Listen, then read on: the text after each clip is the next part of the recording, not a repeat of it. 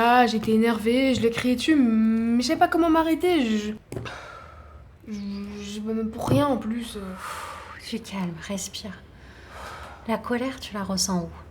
Décris-moi ce que tu sens dans ton corps. Comme une boule de feu qui arrive, tu sais, genre. Et j'arrive pas à la contrôler, elle arrive et elle me fait peur et paf, ça explose, tu vois. Un peu comme Hulk. Mais c'est un très bon exemple, Hulk. Parce que les émotions, c'est d'abord une réaction de ton corps. Et du coup, ça intervient en dehors de ta volonté. Mais comment on peut le gérer? Pas gérer, Rodolphe. Réguler. On gère pas les émotions comme on gère son contrôle de maths. Enfin, tu chipotes sur les mots là. De toute façon, je sais même pas gérer un contrôle de maths donc. Les émotions, c'est ton corps qui te parle. Et du coup, ça s'écoute, ça se décode. Les signaux les plus forts sont dans ton ventre, mais aussi dans tous tes muscles, dans l'accélération de ton rythme cardiaque, dans ta respiration qui s'agite ou qui se bloque, dans une sensation de chaleur qui t'envahit ou au contraire qui te glace le sang. En fait, les émotions, c'est comme des notifications sur ton portable. Ça bip, ça t'alerte. Oui, mais mes notifications sur mon téléphone, je peux décider de les regarder après. Alors qu'une émotion, ça pète, ça arrive fort, ça sonne très fort, du coup, bah je peux pas décider. Mais parce qu'en fait, le cerveau t'envoie une notification urgente. Et si tu cherches à la mettre de côté, à l'ignorer, bah, ça va la vexer, l'émotion. Qu'est-ce que tu fais, toi, quand tu as quelque chose d'hyper important à dire à quelqu'un, mais que cette personne ne t'écoute pas? Tu fais quoi? C'est facile. Au début, je parle fort, puis je le bouscule, puis je crie. Exactement, l'émotion, elle va faire pareil. Elle pousse le volume, elle envoie des signaux de plus en plus forts jusqu'à ce que tu l'écoutes. Et pourquoi madame l'émotion aurait des trucs si urgents à me dire? Parce qu'elle te veut du bien. Les émotions, ça te dirige vers ce qui est vraiment important pour toi, vers tes besoins profonds, vers tes vraies valeurs. C'est tes conseillères, tes anges gardiens. En fait, c'est comme une boussole qui te permet de mieux te diriger. On ne pourrait pas penser sans émotion. Ou plus exactement, on aurait des pensées de travers. C'est l'émotion qui pilote, parce que ça te dirige exactement où c'est le mieux pour toi. Franchement, non. Quand je suis en contrôle et que je panique tellement que mon stylo glisse de mes mains parce que je transpire trop, ou quand j'ai les larmes aux yeux parce que Alice elle parle à mon pote plutôt qu'à moi, ou quand je rentre de chez moi, ma maman me demande comment s'est passée ma journée et que je lui crie dessus, c'est pas mon ange gardien ou ma boussole, c'est mon boulet. Eh oui, je comprends. En fait, il y a quelque chose d'essentiel dans tous tes exemples. C'est que tu te trouves en réactivité brutale avec ton émotion. Du coup, ça te submerge comme un tsunami. C'est explosif, c'est impulsif. Mais là, tu n'as pas appris à réguler ton émotion. Pour qu'elle te guide l'émotion, il faut que tu comprennes d'abord le message qu'il y a derrière. On va essayer. On va prendre le premier exemple. La peur. Quel est le message derrière la peur ? C'est qu'il y a un truc, un danger, ça craint, hop, faut déguerpir. Exactement. La peur, elle te signale qu'il y a un danger, réel ou imaginaire, mais qu'il va falloir que tu fasses attention. En fait, la peur, ça te permet de mobiliser toute ton énergie pour être en alerte, soit pour fuir, soit pour combattre. En fait, le stress, c'est un excellent booster au niveau de la concentration. Sauf quand il est mal régulé, là, ça devient du mauvais stress. Et la tristesse, c'est quoi le message derrière ?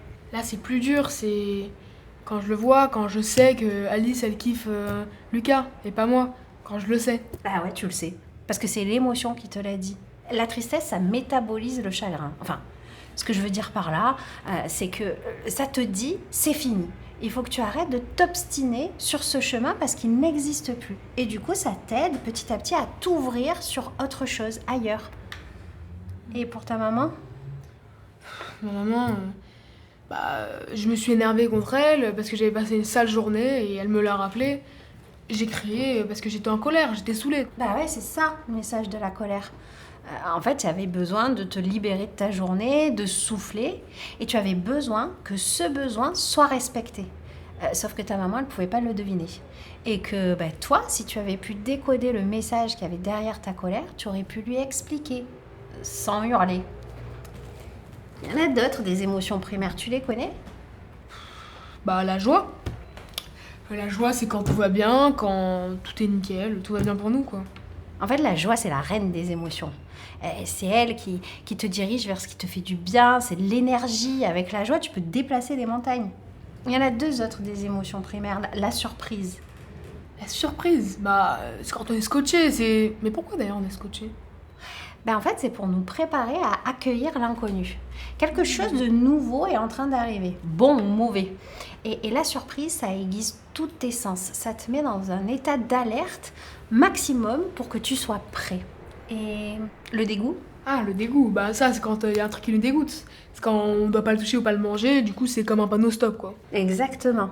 Le dégoût, ça te dit ça t'écœure. Tu vois, c'est un mot intéressant. Du coup, ça te sort du cœur. Ça veut bien dire qu'il y a quelque chose de toxique, de nocif et qu'il faut que tu freines et que tu changes vite de direction. Ok, je crois que j'ai compris. En gros, les émotions, ça sert à prendre une décision.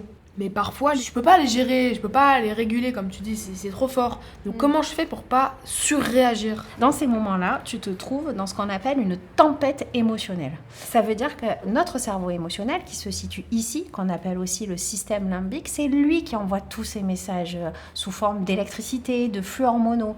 Mais quand ces messages ils sont trop intenses, ils n'arrivent plus à passer ici, sur le néocortex. Et cette zone, c'est la zone intelligente du cerveau. C'est celle qui permet de penser, de réfléchir, de mettre de la distance. Sauf qu'à ce moment-là, ton néocortex, il est court-circuité. Et donc, du coup, tu pètes les plombs. Ouais, c'est ça un peu parfois quand je suis en embrouille et qu'après je rebranche mon nez au truc là. Je réfléchis et je me dis que j'ai dit des choses que j'aurais pas aimé dire, que je regrette ou pas, c'est pas le moment. Tu sais quoi? Je vais te donner une recette pour traverser tes tempêtes émotionnelles. Respirer, ressentir, accepter et éviter de se faire emporter par ses pensées. Respire, parce que ça donne l'oxygène nécessaire à ton cerveau pour qu'il se rebranche. Ressens, même la plus violente, la plus terrifiante des émotions, ressens-la dans ton corps. Et rassure-toi, une émotion, c'est fait pour se déclencher et s'apaiser et tout passe. Accepte. Parce que rappelle-toi, quand tu te mets en combat contre l'émotion, elle s'amplifie pour que tu l'écoutes. Donc si tu l'acceptes, tu lui fais une place et du coup, elle ne prend pas toute la place. Et évite de te faire emporter par tes pensées. Mais du coup, si j'ai bien compris, on peut comprendre l'émotion par la pensée en rebranchant notre nez au truc. Mais pourquoi?